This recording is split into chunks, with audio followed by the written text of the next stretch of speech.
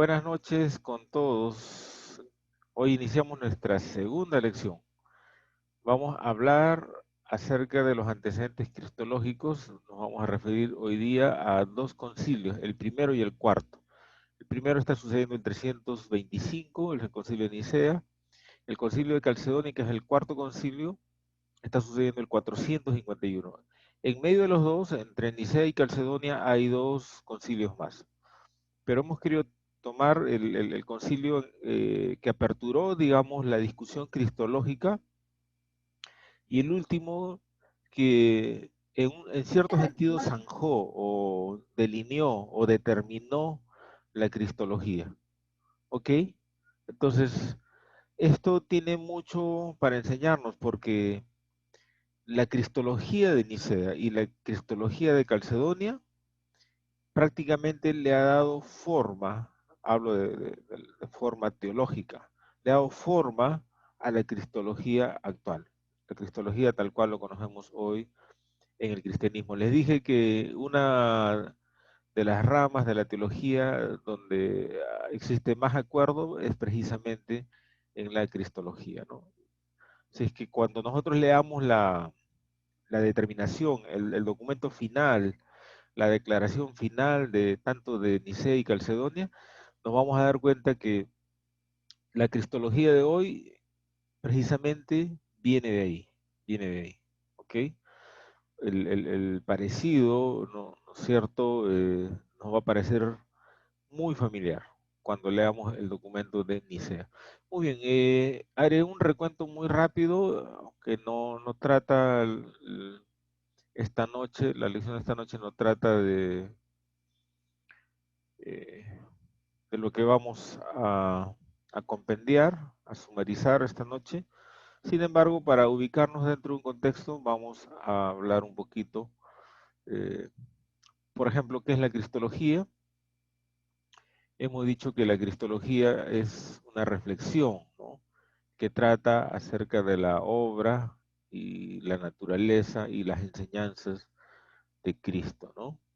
Hemos dicho que la cristología es una de las ramas centrales de toda la teología, porque Cristo es el personaje central del cristianismo, ¿cierto?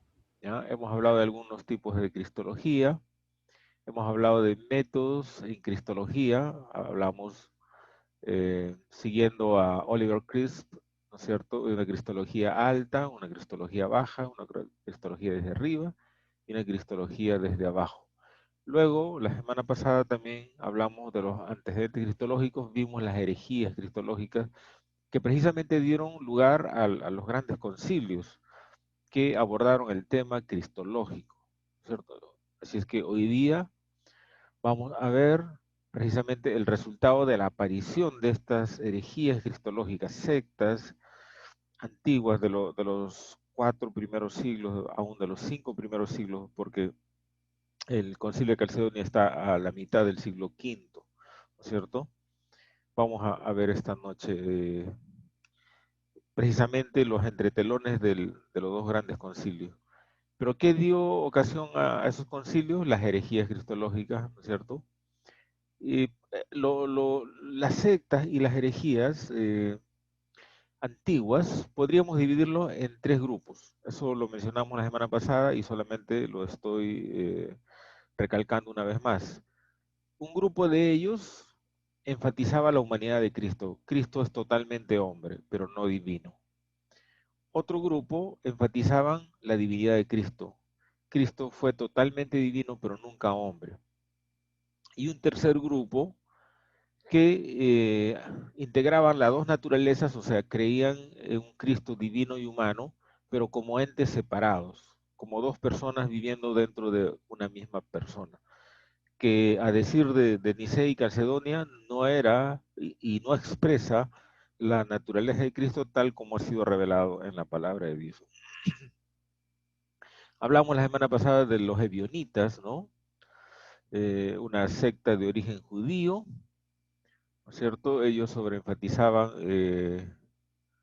la humanidad de Cristo, puesto que eran judíos, no podían admitir que el Mesías podría ser un simple, o, bueno, bueno, sí, sobreenfatizaban su humanidad porque el hecho de que Jesús murió en una cruz, eh, Jesús no restauró la nación de Israel, no se le podía conferir, según ellos, ¿no es cierto?, características divinas, ¿no? Entonces, sobreenfatizaron su naturaleza humana. Tienen el material, así es que pueden ustedes volver eh, a recapitular, ¿cierto?, cada una de las sectas y las herejías cristológicas antiguas. Hablamos del marcionismo también la semana pasada. Eh, Hablábamos también del docetismo. Ellos enfatizaban la naturaleza divina de Cristo, ¿no? Viene de doqueo o dokein, que significa dar la apariencia a algo, ¿no? Entonces, para ellos, Cristo tenía la apariencia humana, pero no era necesariamente humano, ¿no? El arrianismo, bueno, digamos a Arrio, un personaje, digamos, muy polémico que causó un revuelo tremendo en el cristianismo antiguo. Ahora vamos a hablar de él cuando veamos el concilio de Nicea, el año 325. El arrianismo puso, por decirlo de alguna manera, en peligro, en jaque, ¿no es cierto?, a la ortodoxia cristiana. Parecía que el arrianismo se iba a imponer en el concilio de Nicea, pero yo creo que Dios dirige la historia y no permitió de que el arrianismo triunfe. Sería la herejía triunfando y hoy día la ortodoxia cristiana sería arriana, ¿no? Una ortodoxa no ortodoxa, ¿no? Una ortodoxia no ortodoxa, diría. Pero sin embargo, Arrio fue derrotado en el Concilio de Nicea y fue él y sus enseñanzas fueron condenadas por el concilio, ¿no? ¿En qué se resumía las enseñanzas de Arrio? Se resumían en 8 puntos que son mencionados por Martínez. Ese librito se los quiero pasar por el grupo, ¿ya? Bueno, ahí está, no quiero leer cada uno de ellos porque quiero arribar más bien al tema de esta noche, que tiene que ver con los concilios. El nestorianismo o dificismo, ¿no? ¿Ya? Dificismo viene de di, dos y fisis, naturaleza. En Jesús o en Cristo habían dos naturalezas, pero eran dos naturalezas totalmente independientes, no, digamos, integradas en un solo ser, ¿no? Como lo definió el concilio de Nicea.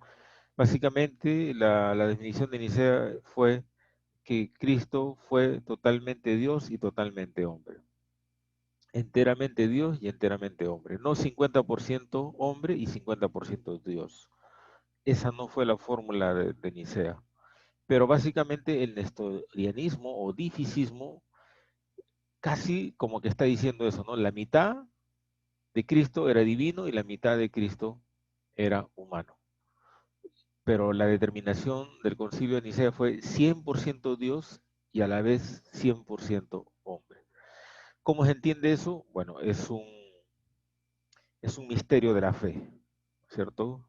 Como Cristo, no hay nada igual, o sea, él es totalmente diferente. Nosotros podríamos decir, bueno, depende de qué lente nos pongamos. Si nos ponemos el lente de la tricotomía, tenemos una triple composición, cuerpo, alma y espíritu. Si somos dicótomos, nos ponemos los lentes de la dicotomía, seríamos cuerpo, alma o espíritu. Alma y espíritu son dos cosas con diferentes, una sola cosa llamado de dos maneras diferentes. A veces se le puede llamar alma, a veces se le puede llamar espíritu.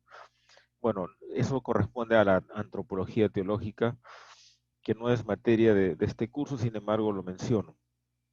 Entonces Cristo es totalmente hombre, totalmente Dios, 100% hombre, 100% Dios, que es muy diferente a lo que planteaba el nestorianismo o dificismo, ¿no?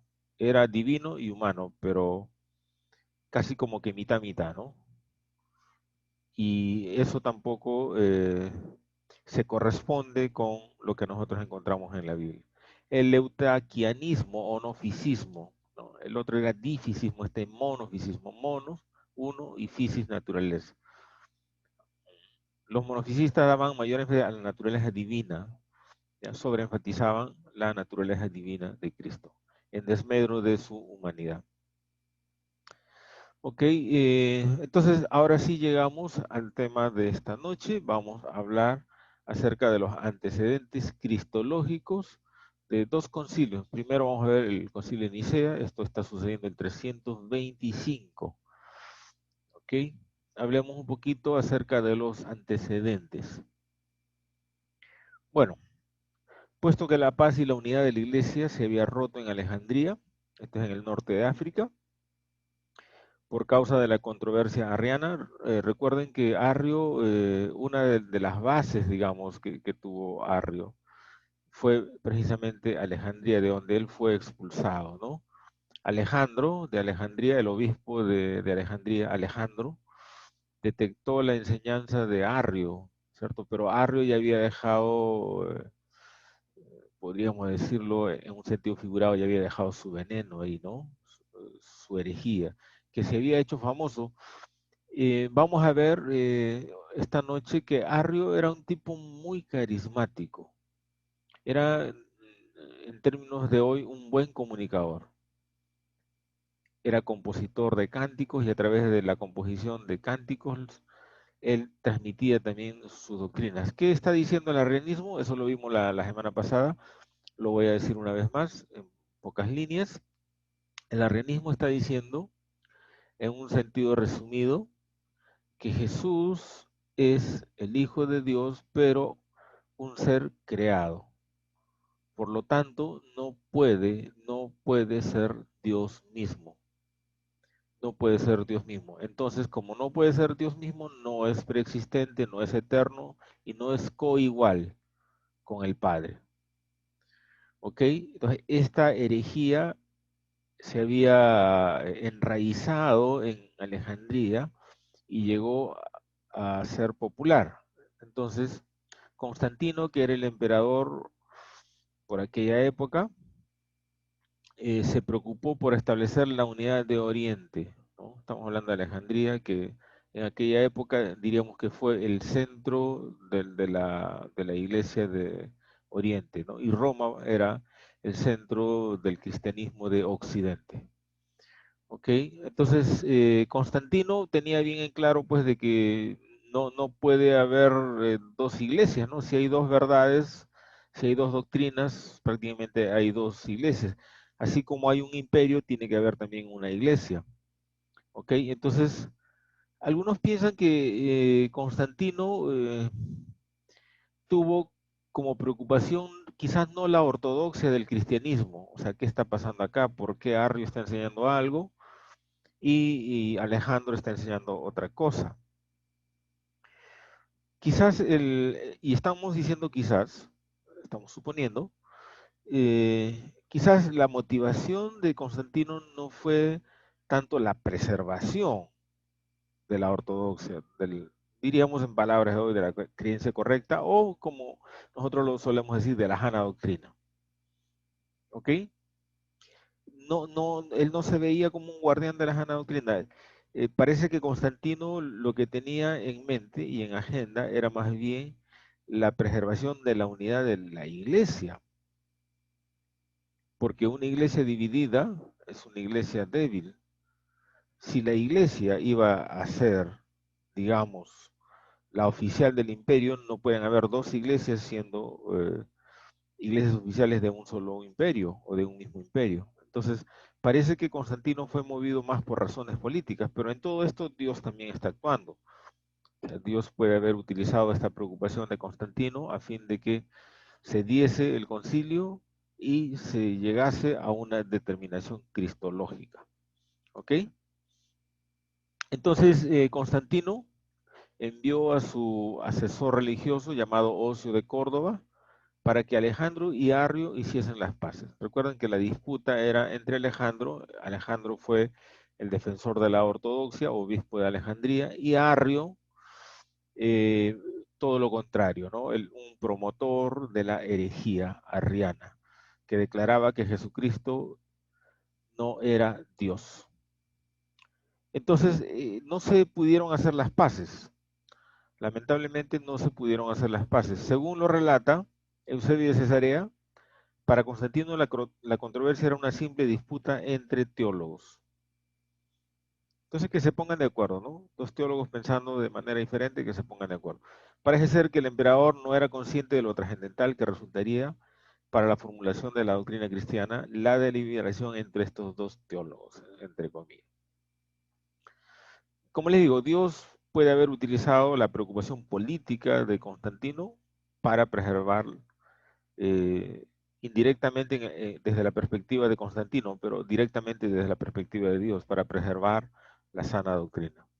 Entonces, Ocio no pudo conseguir la retractación, ¿no?, de Arrio, y por lo cual aconsejó a Constantino que el asunto doctrinal se defina en un concilio universal donde participasen los representantes y líderes eclesiásticos del cristianismo antiguo. Entonces no pudieron hacer las paces a nivel, digamos, de sus creencias. Alejandro tenía una idea fija: Cristo es divino y humano. Arrio es solo divino, pero no humano. Perdón, es solo humano, pero no divino. ¿Ok? Entonces eran irreconciliables los dos puntos de vista. Ocio, ¿qué es lo que sugiere?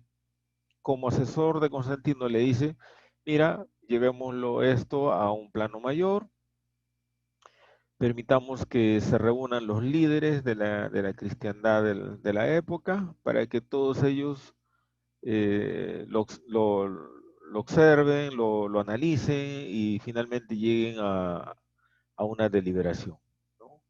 Entonces Constantino va a tomar pues el consejo de Ocio de Córdoba y se convoca al primer concilio ecuménico de la historia cristiana. Estamos hablando del concilio de Nicea. Esto está sucediendo en el año 325. Ahora, anteriormente al concilio de Nicea, el sínodo era como una reunión igual de líderes cristianos, pero local, ¿no? Por eso hablamos acá del sínodo de Egipto. ¿Cuál es la diferencia entre un sínodo y un concilio? Y acabo de decirlo, el sínodo tenía un carácter más local. Por decir, las iglesias de Perú se reúnen, todas las iglesias de Perú se reúnen para debatir, para analizar un asunto doctrinal. Eso sería un sínodo. Pero si todos los pastores, ¿no es cierto?, las cabezas, aunque bueno, el mundo actual es diferente al mundo antiguo, o sea, hoy día no hay cabezas de las iglesias, ¿no? Bueno, de las denominaciones, por decir, ¿no? Aunque en el mundo antiguo no existía eso. Se reúnen en todo el mundo, entonces eso sería un concilio, ¿no? Bueno, en la Iglesia Católica se siguen haciendo concilios. A nivel del protestantismo evangélico no existe esta idea de concilio, ¿no? Sí hay consultas a nivel de América Latina, a nivel mundial, pero no alcanza como para llamársele un concilio, ¿no? Muy bien. Entonces, vamos a ver ahora la apertura y los hechos del concilio. El 25 de mayo del 325, el concilio se dio inicio con el discurso inaugural del emperador. Constantino personalmente inaugura el concilio en Nicea. Se dice, según un historiador, Álvarez, se dice que el concilio dura más o menos 2 meses. Ahora, es triste que no haya actas, no sé si no lo hicieron o las copias no llegaron hasta nosotros, se perdieron por ahí, ¿no? Nos hicieron copia de la copia de la copia y bueno, simplemente el material se desgastó y se pulverizó y se perdió y no llegó hasta nosotros. Pero la verdad es que no tenemos actas, ¿no? Sin embargo, nos ha llegado la formulación, la deliberación eh, final, nada más. Pero los entretelones, porque durante 2 meses habrán debatido mucho, durante 2 meses habrán habido muchos sucesos y no tenemos actas de esos sucesos, lamentablemente, ¿no?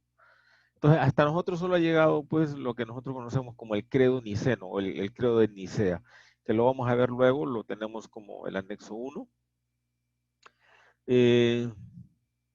No se puede determinar quién presidió el concilio, solo sabemos que Constantino lo aperturó, aunque lo más probable es que haya sido presidido por Ocio de Córdoba como representante de Constantino.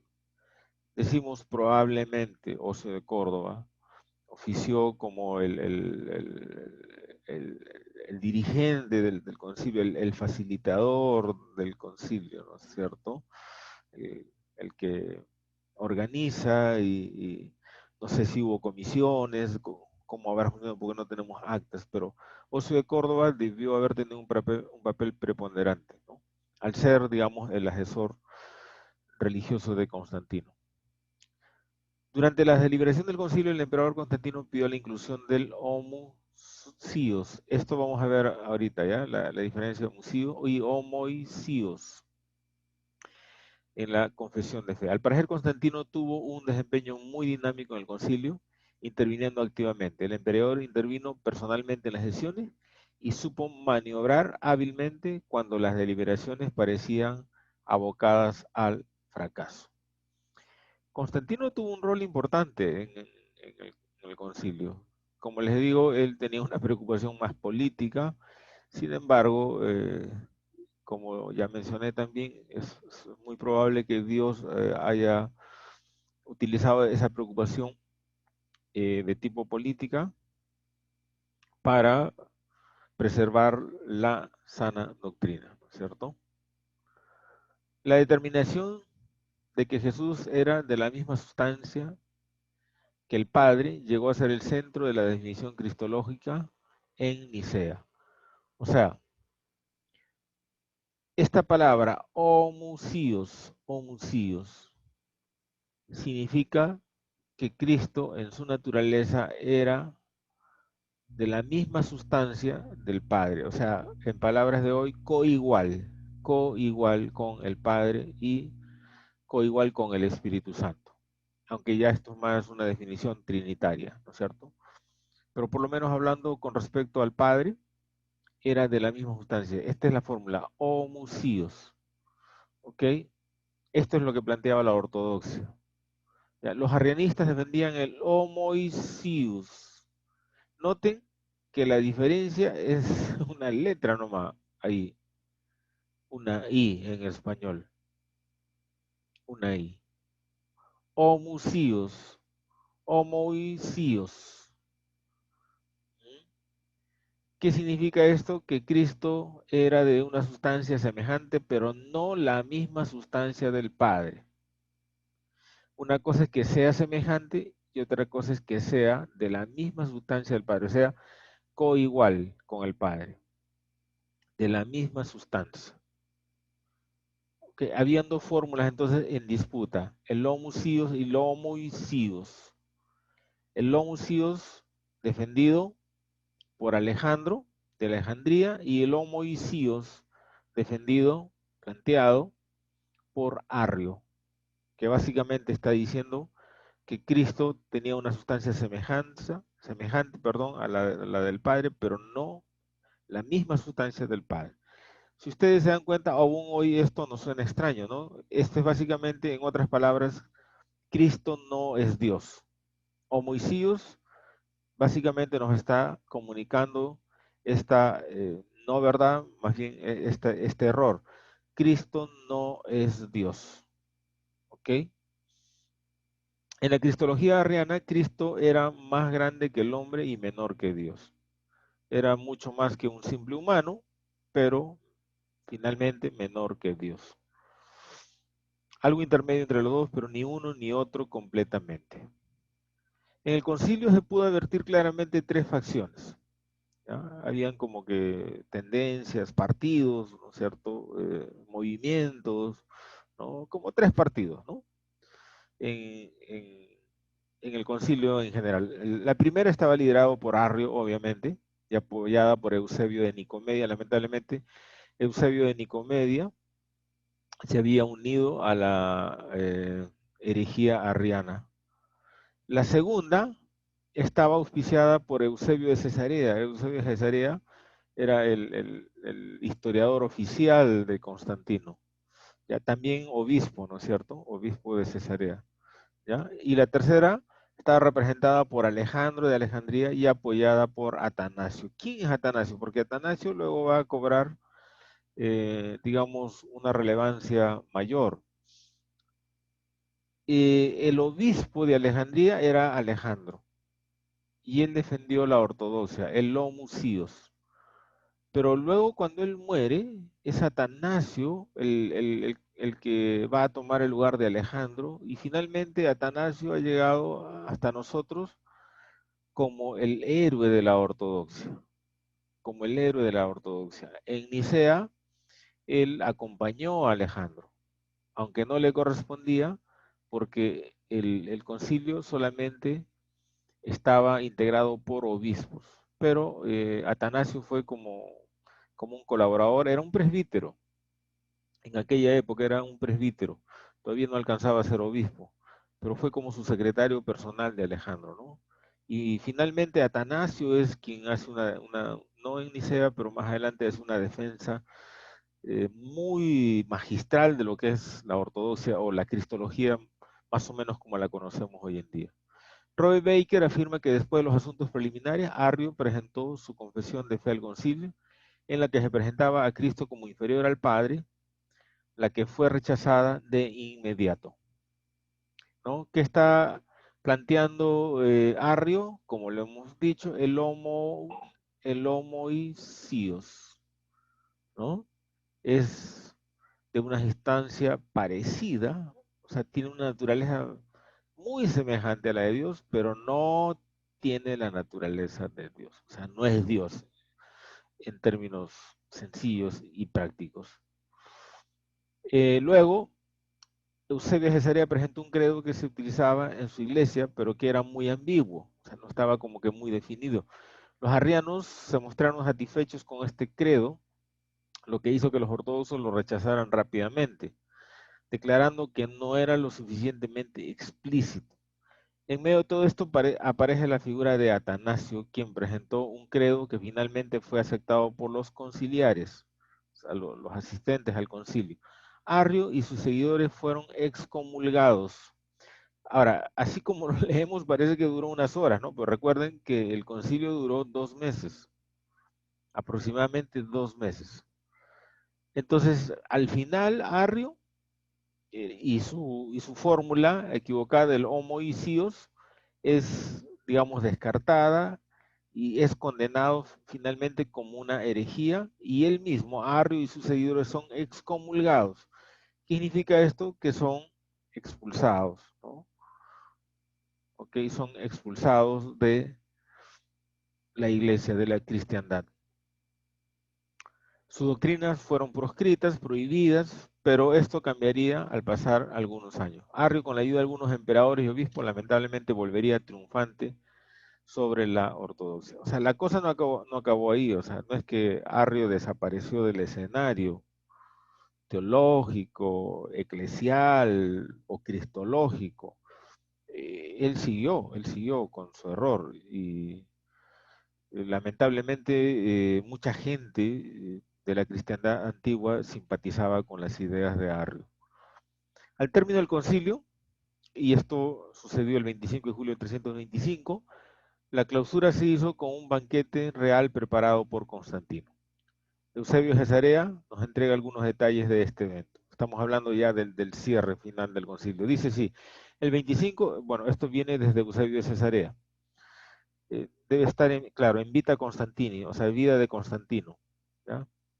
Fue, como les digo, el historiador, casi como el biógrafo oficial de, bueno, Eusebio era un obispo, ¿no? Y fue a la vez casi como el historiador personal de Constantino. Entonces, Eusebio de Cesarea nos está diciendo esto. El 25 de julio del 325, Constantino ofreció con ocasión de la clausura del concilio de Nicea un solemne banquete a los obispos reunidos, precisamente cuando celebraba el 20º aniversario de su reinado. Ya iban 20 años ya. Escribe Eusebio: ni un solo obispo faltó a la mesa del emperador, y continúa entusiasmado. No es posible describir lo que sucedió entonces. Los guardianes y los soldados, dispuestos en círculo, vigilaban con las espadas desenvainadas el vestíbulo del palacio imperial, Y en medio de ellos, los hombres de Dios avanzaban sin ningún temor hasta las estancias más internas del palacio imperial. Algunos de los obispos se sentaron a la mesa, en el mismo diván que el emperador, mientras que otros se acomodaron en los divanes dispuestos a ambos lados. Fácilmente se podría pensar que se asistía a una visión del reino de Cristo y que todo ello era solo un sueño y no una realidad. Esto es algo que también se le critica hoy en día a Eusebio de Cesarea, ¿no? Que Eusebio de Cesarea, para Eusebio de Cesarea, Constantino es, no sé, pues casi como un enviado de Dios, ¿no? Casi como, no sé, pues el benefactor que Dios levantó para hacer que la iglesia brille, porque la iglesia antes de esto era una iglesia perseguida, proscrita, era una iglesia que constantemente era objeto de vergüenza, desdenes, etcétera, etcétera. Pero ahora con Constantino no, o sea, los obispos comen en la misma mesa del emperador, ¿no? Cosa que no había sucedido nada. Entonces, en un sentido, Eusebio de Cesarea estaba casi, casi como encantado por la experiencia que están viviendo. De manera que para él, Constantino es, diríamos en términos sencillos de hoy en día, casi que Constantino es lo máximo, ¿no? Pero bueno, una evaluación más actual, bueno, habría que estar en la época, yo creo que cualquier persona hubiera pensado también así, pero hoy en día, digamos, la opinión de Constantino no es tan buena, ¿no? No es tan buena. Algunos le imputan el debilitamiento de la cristiandad, ¿no? ¿Ya? Y algunos piensan que yo creo que es así, que el cristianismo todavía yace sobre un andamiaje constantiniano, donde la iglesia y el Estado se relacionan de tal manera que una le presta su apoyo a la otra, ¿no? Eso sucede aún en el Perú y en muchos países de América Latina, ¿no? No hablo exactamente de la iglesia evangélica, pero sí de la iglesia católica. Iglesia y Estado van de la mano, ¿no? Y una protege a la otra. Y eso viene desde Constantino, ¿no? El paradigma de Constantino. La victoria de la ortodoxia duraría pocos años. Constantino y sus sucesores en el futuro se inclinarían a la doctrina arriana, ¿no? Constantino, ¿por qué se inclinaría a la doctrina arriana? Él no era un teólogo. Nuevamente, a mí me parece que fue cálculo político, ¿no? Porque si la doctrina arriana está en crecimiento y gran cantidad del cristianismo se ha entregado con brazos abiertos hacia la doctrina arriana, entonces Constantino va a estar donde está la mayoría, donde piensa que va a ganar. Si Arrio y su doctrina va a ganar, hay que estar con él, ¿cierto? La ortodoxia tuvo que esperar hasta el concilio de Constantinopla, el 381, antes de celebrar su victoria final sobre el arrianismo. ¿Ya? En Constantinopla, que este es el segundo concilio, ahí se vuelve a abrir el tema, ¿no? Y hay otro triunfo de la ortodoxia. Pero no vamos a ver Constantinopla, vamos a ver Calcedonia, que es el cuarto, ¿no? El 451. Entonces, después de 2 meses, cuál fue la definición cristológica del concilio de Nicea, o llamado simplemente como creo niceno? ¿Cómo quedó? Esto es lo que dice. Esto lo único que nos ha llegado, no nos ha llegado las actas de esos 2 meses, pero nos ha llegado este documento. Dice así, y aquí se está dejando sentir la voz de los obispos que firmaron en Nicea. Dice así, creemos en un solo Dios, Padre Todopoderoso, Creador del cielo y tierra, de todo lo visible e invisible. Creemos en un solo Señor, Jesucristo, Hijo único de Dios, nacido del Padre antes de todos los siglos, Dios de Dios. Si solamente dijera esto, nacido del Padre antes de todos los siglos, eso sonaría muy arriano. Pero lo que dice a continuación lo salva, digamos, de un matiz arriano. Dice, Dios de Dios, está hablando de Cristo. O sea, está diciendo que es humano, pero también es divino. Dios de Dios. Cristo, ¿no es cierto? Luz de luz, Dios verdadero de Dios verdadero. O sea, está hablando de Jesucristo, ¿ah? De Jesucristo está diciendo Nicea que es Dios verdadero de Dios verdadero. Engendrado, no creado. ¿Por qué? ¿Por qué este énfasis? Porque el arrianismo decía que Cristo fue creado, él fue la primera creación. Una cosa es primogénito y otra cosa es unigénito. Los arrianos inclinaban más por primogénito, el primero de toda la creación. Pero la ortodoxia, digamos, representada por Alejandro y también por Atanasio, ellos mencionaban que era a la vez que primogénito, unigénito, unigénito. Entonces, sigue diciendo el documento de Nicea, este es un documento que viene del 425, perdón, del 325. Dice, de la misma naturaleza del Padre, de la misma naturaleza o sustancia, ¿no? Homoousios, ¿se acuerdan? Por quien todo fue hecho, que por nosotros y por nuestra salvación bajó del cielo, por obra del Espíritu Santo, se encarnó de María, la Virgen, y se hizo hombre. Se hizo hombre, se encarnó. Y esta es una de las doctrinas que hoy en día se estudia en la cristología, la encarnación. Eso vamos a hablar la semana siguiente. Se hizo hombre. No es que existió recién después de María, ya existía. Y eso lo está diciendo líneas atrás.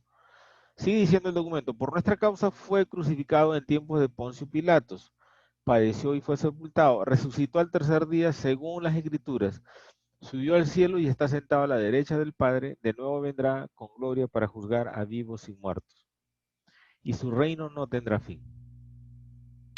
Y acá se introduce ya también un poquito de la fórmula trinitaria. Dice, creemos en el Espíritu Santo, Señor y dador de vida, que procede del Padre y del Hijo, que con el Padre y el Hijo reciben en una misma adoración y gloria, y que habló por los profetas. Entonces, aquí la definición trinitaria, aunque digamos se habló de la Trinidad, pero no era el centro de la discusión, se dice del Espíritu Santo que también es uno con el Padre y el Hijo, son coiguales y coeternos, ¿no? Y eso es la base de la doctrina de la Trinidad también. Finalmente va a decir el documento que viene del 325, creemos en la Iglesia que es una, santa, universal y apostólica. Reconocemos un solo bautismo para el perdón de los pecados. Esperamos la resurrección de los muertos y la vida del mundo futuro. Amén. Ese es el credo niceno. Como pueden darse cuenta, es la base de la cristología actual. Cristo es Dios. Jesucristo es Dios. Comparte la misma sustancia del Padre. Es coigual, coeterno. No utilizan estas palabras. Hoy usamos estas palabras. Pero básicamente el homoousios es eso. Es coigual. Comparten la misma sustancia, comparten la misma deidad. El Padre, el Hijo y el Espíritu Santo comparten la misma deidad. ¿Ok? Adicionalmente a esto, tenemos el credo de Atanasio. El credo de Atanasio. Dice, todo el que quiera salvarse debe ante todo mantener la fe universal. ¿Quién era Atanasio? Para recordar, Atanasio era o llegó a ser el sucesor de Alejandro, que a la vez fue el oponente de Arrio. ¿Ok? Ya, él también presentó en el concilio esta fórmula, la cual fue aprobada, ¿no? ¿Y cuál es esta? Dice, todo el que quiera salvarse debe ante todo mantener la fe universal. El que no guardar esta fe íntegra y pura, sin duda, perecerá eternamente. Y la fe universal es esta, que adoramos a un solo Dios en Trinidad. Mira, la doctrina de la Trinidad se va formando aquí en Nicea, 325 después de Cristo. Adoramos a un solo Dios en Trinidad. Y Trinidad en unidad, sin confundir personas ni dividir la sustancia. Ni dividir la sustancia. El Padre es de una sustancia, el Hijo de una sustancia y el Espíritu. No, los tres son de la misma sustancia. Porque es una la persona del Padre, otra la del Hijo y otra la del Espíritu Santo. Más la divinidad del Padre, del Hijo y del Espíritu Santo es toda una. Igual a gloria, coeterna la majestad. Acá aparece esta palabra, coeterna. O sea, siempre existieron los tres. Sigue diciendo, así como es el Padre, así el Hijo, así el Espíritu Santo. Increado es el Padre, increado el Hijo, increado el Espíritu Santo. Ya con esto lo aplastó a Arrio. Porque Arrio, ¿qué planteaba? Que el Hijo era creado, era el primogénito, la primera creación, pero no era de la misma sustancia. Entonces, con esto prácticamente le está enmendando la plana Atanasio a Arrio. Lo leemos una vez más. Así como es el Padre, así el Hijo, así el Espíritu Santo. Increado es el Padre, increado el Hijo, increado el Espíritu Santo. Incomprensible es el Padre, incomprensible el Hijo, incomprensible el Espíritu Santo. Eterno es el Padre, eterno es el Hijo, eterno es el Espíritu Santo. Se van dando cuenta que esto una connotación, tiene una connotación, digamos, trinitaria, ¿no? Tiene una connotación más trinitaria, ¿ok? O sea, por primera vez aquí se empieza a delinear la doctrina del Espíritu Santo. Nosotros pensamos que la teología, así como es ahora, siempre ha sido, o sea, desde el siglo I, y no, o sea, todas las doctrinas han tenido un desarrollo histórico, y la cristología, como lo estamos viendo, ha tenido un desarrollo histórico. Aquí en Nicea se empieza a hablar de la Trinidad. Al hablar de Cristo, necesariamente también se tenía que hablar de la Trinidad. Y mucho de la doctrina trinitaria que tenemos hoy en día y mucho de la doctrina cristológica que tenemos hoy en día es heredera precisamente de estos dos grandes concilios y también de la doctrina planteada por la fórmula planteada por Atanasio. Seguimos leyendo. Y sin embargo, no son tres eternos, sino un solo eterno. Como también no son tres incomprensibles, ni tres increados, sino un solo increado y un solo incomprensible. Entonces, esto preserva la naturaleza monoteísta del cristianismo. Un solo Dios, pero en tres personas. Asimismo, el Padre es Dios, el Hijo es Dios, el Espíritu Santo es Dios. Wow, esta doctrina, esta declaración, perdón, es, es como lo conocemos hoy en día.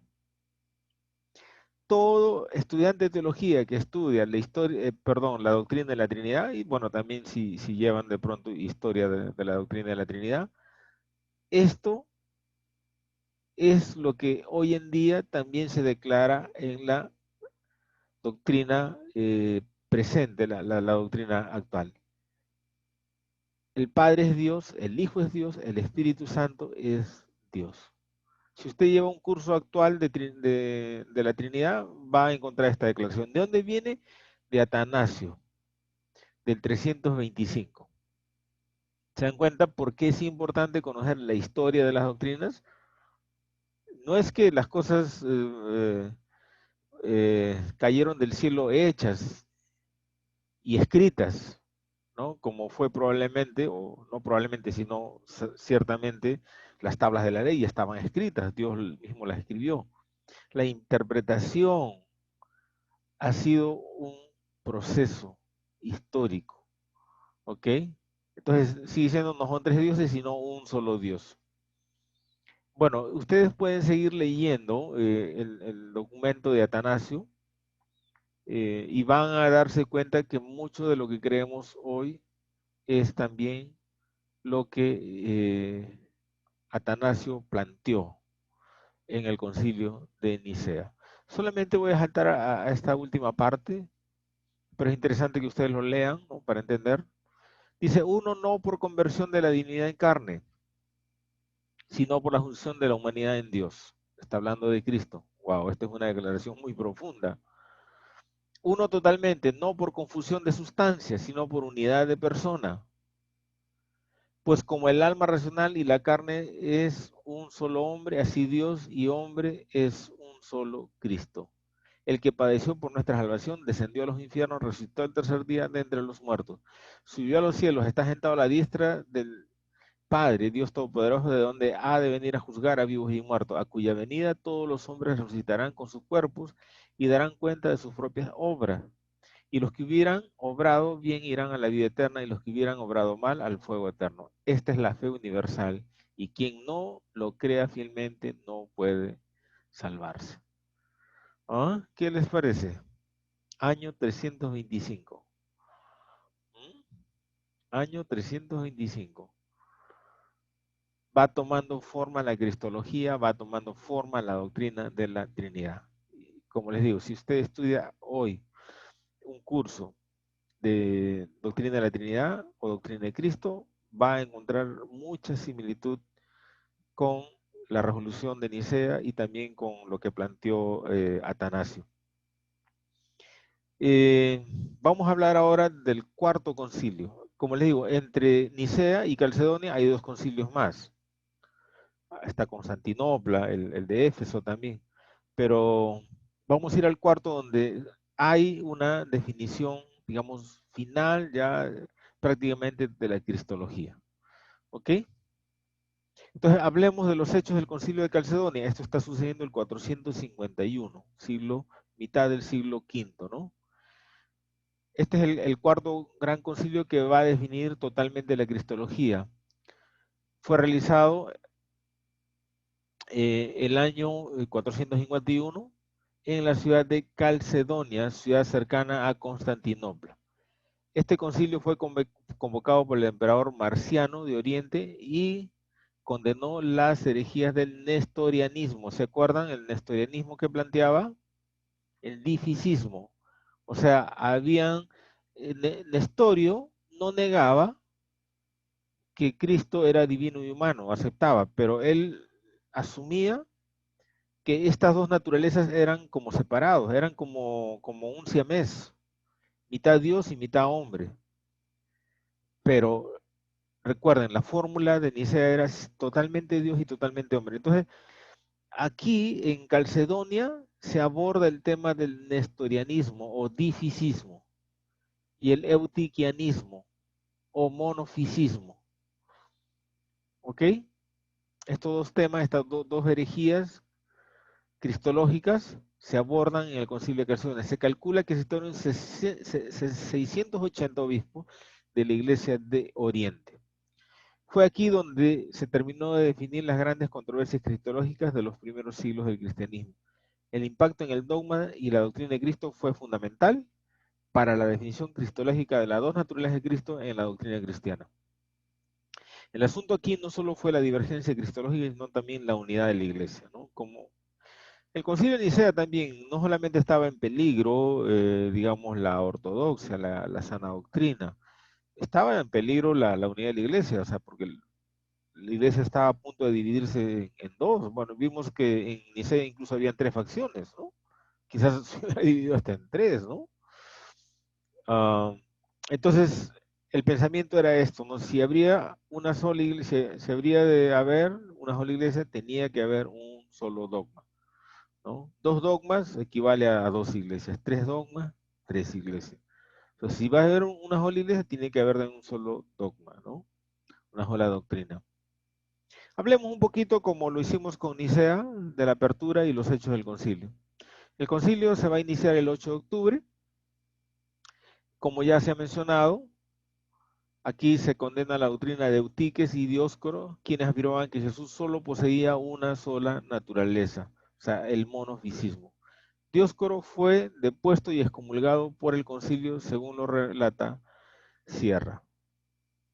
Dice, si fue condenado el monofisismo, fue leída la profesión de fe de Nicea, del 325, recuerda que ahorita estamos en el 451, y fue leído y aprobado el tomo de León, de donde extractaron unos puntos de vista que incluyeron en un credo o declaración doctrinal que aportaron los asambleístas, en donde se denunciaban los dos extremos erróneos del nestorianismo y el monofisismo, condenando tanto la confusión de las dos naturalezas como la división de la única persona de Cristo.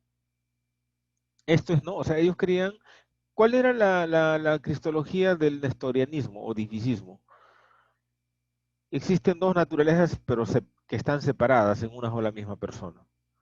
Y eso no era el tenor de Nicea, ni tampoco lo fue aquí en Calcedonia.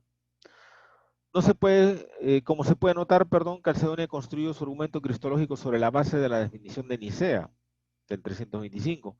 Las dos naturalezas de Cristo ya habían sido aceptadas y declaradas como parte del dogma, pero aquí en Calcedonia se definió cómo se relacionan esas dos naturalezas. ¿Ok? Acá ya no se debate si Cristo tenía dos naturalezas o no, una divina y una humana. Eso ya se tenía presente, se heredó de Nicea, pero acá se va a definir más bien cómo se relacionan esas dos naturalezas. Son dos naturalezas independientes, son 50% uno y 50% otro. ¿Cómo se relacionan? Eso es lo que se definió en Calcedonia. Consecuencias del concilio. Se esperaba que las determinaciones del concilio detuviesen la herejía monofisista, pero esto no siempre se logró. Dice Sierra, no obstante la claridad doctrinal del credo calcedonio, que luego lo vamos a ver, y las decisiones tomadas en el terreno cristológico, continúa extendiéndose el monofisismo y las ideas alejandrinas. Igual que en el caso del arrianismo, ¿no? O sea, la determinación de Nicea no detuvo lamentablemente al arrianismo, ¿no? Pero, por otro lado, la definición de Nicea llegó a ser, digamos, la definición de la cristología ortodoxa que ha permanecido por todos los siglos del cristianismo hasta el día de hoy, ¿no? Igual con Calcedonia, ¿no? En el momento no detuvieron ni al arrianismo, Nicea no detuvo al arrianismo, Calcedonia no detuvo el nestorianismo, sin embargo, heredó a la doctrina cristiana, digamos, los fundamentos más sólidos, ¿cierto? De la cristología y también de la doctrina de la Trinidad. Entonces, sin embargo, y muy a pesar de ello, el concilio ya había zanjado una disputa que habría llevado hacia la herejía de la iglesia del siglo V y más allá. Nada en adelante pudo cambiar la decisión y la definición cristológica del concilio, ni aún el rechazo y la insubordinación, o sea, falta de sujeción doctrinal de los monofisistas. O sea, ya estaba ya escrito, como quien dice, en piedra, ¿no? Esto ya iba a quedar, de hecho, hasta hoy ha quedado. Se acepta la definición de Nicea, la definición de Calcedonia. Como se puede ver, aunque el concilio de Calcedonia no detuvo la herejía monofisista, sí logró establecer la ortodoxia cristológica en la doctrina de la Iglesia cristiana. Esta definición es aceptada por las tres grandes alas del cristianismo, que eso hablamos en la clase pasada: el cristianismo católico, el cristianismo ortodoxo y el cristianismo protestante. ¿Cuál fue la definición de Calcedonia? Así como en Nicea, hubo un pequeño documento. ¿Cuál fue?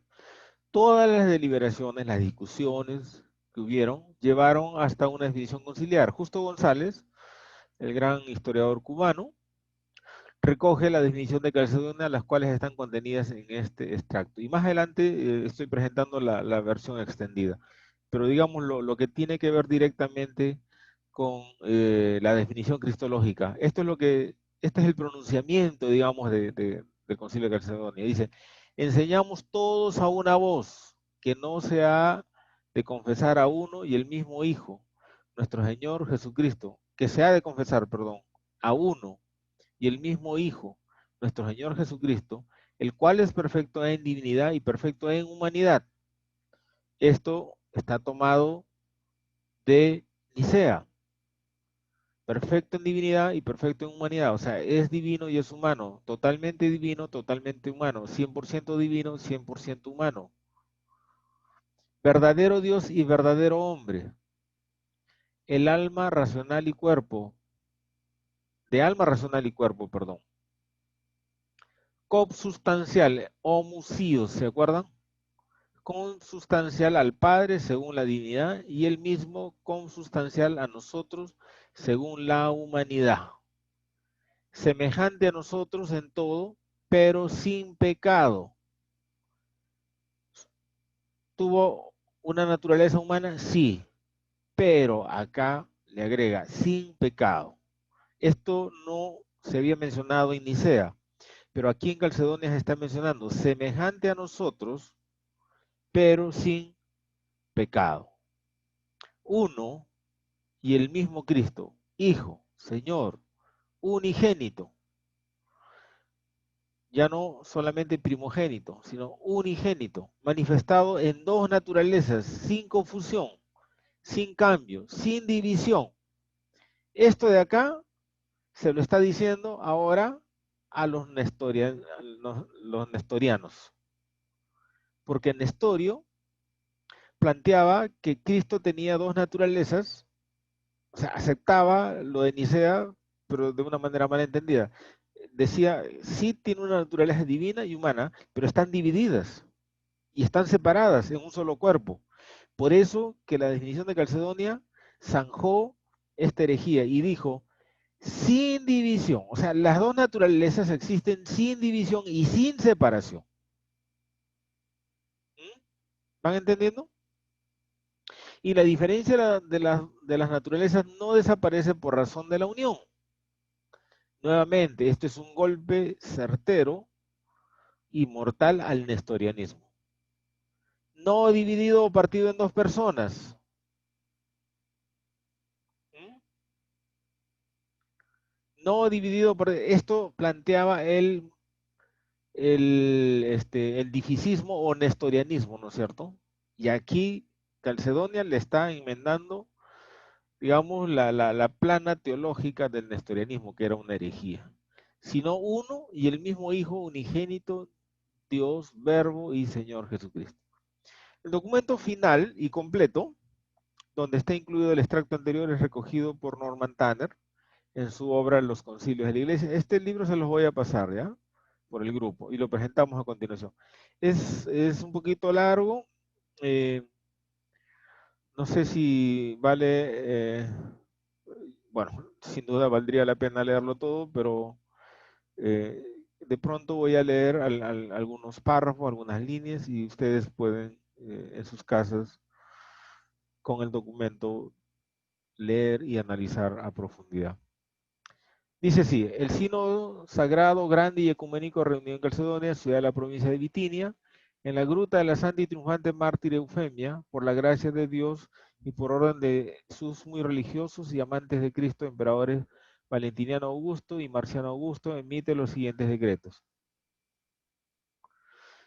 Quiero ir a la parte cristológica misma, porque esto es casi como los prolegómenos. Aquí vamos a ver, el credo de los 318 padres.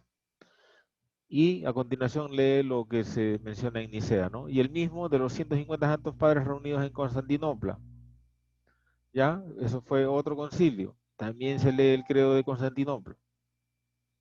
Sigue diciendo, este sabio y salvador credo de donde la divina gracia era suficiente para una perfecta comprensión e implantación de la religión, porque su enseñanza sobre el Padre y el Hijo y el Espíritu Santo es completa y establece que la humanidad del Señor para todos los que la aceptan llenos de fe. Eh, bueno, el extracto es lo que nos dijo Justo González, ¿no? Que está incluido acá. Vamos a leer este párrafo y luego quizás saltemos a otro párrafo. Dice, de modo que siguiendo a los santos padres, todos nosotros con una sola voz enseñamos la confesión del único y del mismo Hijo, nuestro Señor Jesucristo, perfecto en la divinidad y perfecto en la humanidad, Dios verdadero y hombre verdadero, con alma racional y cuerpo, consubstancial con el Padre en lo que se refiere a su divinidad y consubstancial también con nosotros en lo que se refiere a su humanidad. Eso es lo que ya hemos leído anteriormente. Igual en todos a nosotros, excepto en el pecado engendrado antes de los siglos por el Padre en lo referente a su divinidad, y hecho igual a nosotros en los últimos días de nuestra salvación a través de María, la Virgen portadora de Dios, en lo que se refiere a su humanidad, uno y el mismo Cristo, Hijo, Señor, solo engendrado, reconocido en dos naturalezas, sin confusión, sin cambio, sin división, sin separación. En ningún momento la diferencia entre las naturalezas es anulada por fuerza de la unión, sino más bien la propiedad de ambas naturalezas queda preservada y desemboca en una única persona y en un único ser subsistente, ni partido ni dividido en dos personas. ¡Pum! Un golpe al dificismo, dos naturalezas. ¿Ya? O sea, ellos creían tenían una confusión entre naturaleza y persona, ¿ya? Los dificistas, ¿no? Sino uno y el mismo Hijo unigénito, Dios, palabra, Señor Jesucristo, tal como señalaron los profetas sobre él desde el principio y como el Señor Jesucristo mismo nos instruyó y como el credo de los padres nos transmitió. Se refiere al credo de Nicea. Bueno, este es el documento y termina hasta aquí.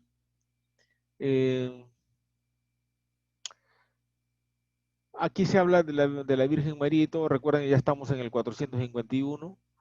Ya, digamos, empieza a aparecer esta idea, ¿no?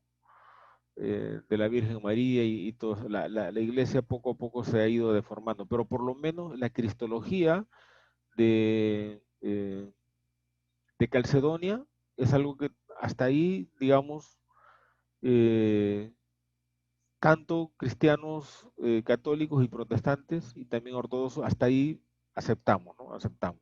Sacando algunas cositas, ¿no? Sacando algunas cositas que ya van tomando un rumbo como lo que es hoy en día la identidad doctrinal católica, ¿no? Entonces, presento aquí un cuadro que es de Wayne Grudem en su obra Teología Sistemática. Él habla de la cristología calcedonia en estos términos, ¿no?